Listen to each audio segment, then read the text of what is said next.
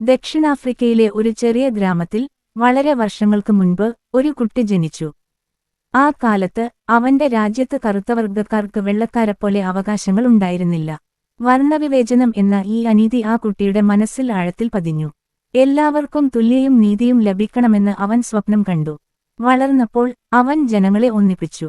African national Congress എന്ന പ്രസ്ഥാനത്തിൽ ചേർന്ന് അവൻ സ്വാതന്ത്ര്യത്തിനായി ശബ്ദമുയർത്തി.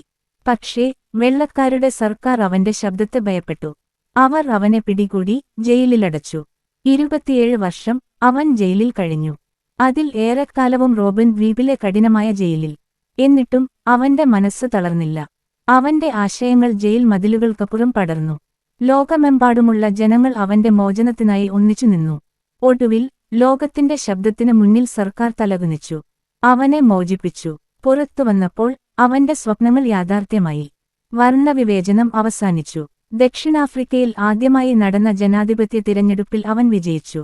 അവൻ രാജ്യത്തിന്റെ ആദ്യ കറുത്തവർഗ പ്രസിഡന്റായി. പ്രതികാരത്തിനു പകരം അവൻ ക്ഷമയുടെയും സമാധാനത്തിന്റെയും പാത തിരഞ്ഞെടുത്തു. ലോകത്തിന് മുഴുവൻ മാതൃകയായി. ആ ധീരനായ മനുഷ്യന്റെ പേര് നെൽസൺ മണ്ടേല.